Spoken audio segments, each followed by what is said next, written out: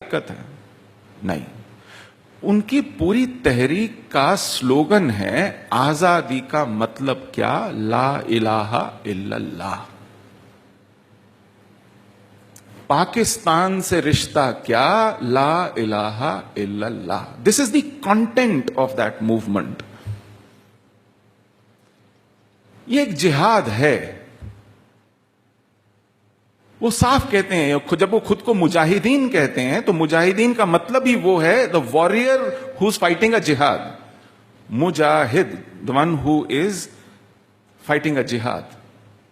United जिहाद council, जिसको Syed Salahuddin head करता है, वो इसको यूनाइटेड जिहाद काउंसिल कहता है।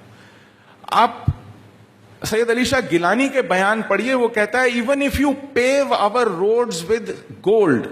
ये उसका बयान है जब श्रीमान नरेंद्र मोदी कश्मीर के लिए 80,000 करोड़ का पैकेज तय करते हैं। वो कहते हैं even if you pave our roads with gold we will not stop insisting for freedom. ये वो खुले तौर पे कह रहे हैं। आप उसको इंटरप्रेट कर रहे हैं, नहीं वहां विकास चाहिए।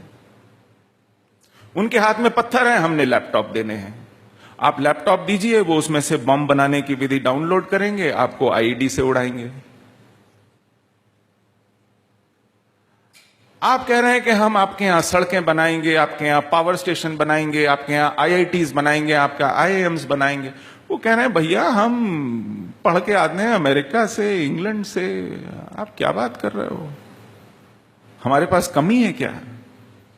इस देश में किसी 5 स्टार होटल में यदि कोई शॉपिंग आर्केड हो जहां एक भी दुकान हो,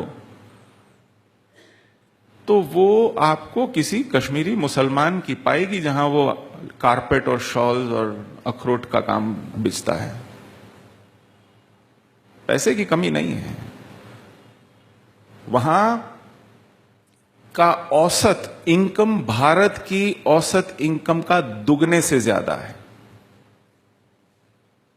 कश्मीर घाटी की अर्थव्यवस्था पूरे जम्मू कश्मीर की अर्थव्यवस्था का 70% है। पूरे कश्मीर में 1,100 के करीब चार्टर्ड अकाउंटेंट हैं, कश्मीर में केवल 125 हैं। किसी को यह करियर भी नहीं सूझता क्योंकि वहां कोई टैक्स नहीं देता।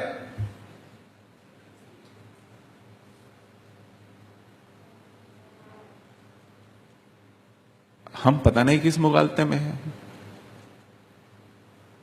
हम जीवन भर पूरी राजनीतिक पीढ़ियों में 370 का विरोध करते आ रहे हैं, लेकिन कश्मीर जाकर कहते हैं इस पे बहस होनी चाहिए।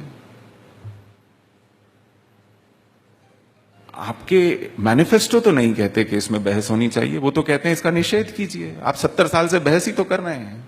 अगर इस पे बहस होनी थी तो फिर डॉक्टर श्यामा प्रसाद मुखर्जी बलिदान देकर के क्यों आए भाई?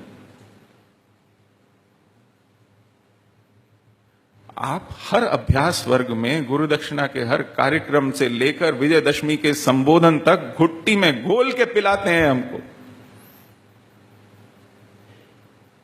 तो आज देश, समाज आपसे सहानुभूति रखने वाला, आपका अपना देशभक्त वर्ग आपसे कोई अपेक्षा रखता है, क्योंकि उसके पास आपके अलावा कोई ऑल्टरनेटिव नहीं दिखता है। आपके बाद, आपके अतिरिक्त कोई उपाय नहीं सूझता है, और इस उपाय को वह व्यर्थ होते देखने की कल्पना भी नहीं कर सकता है। आप बेकारी से खूब लड़िए, आप बेरोजगारी से खूब लड़िए, आप गरीबी से खूब लड़िए, लेकिन कश्मीर में वो लड़ाई नहीं है, ये बात मान लीजिए।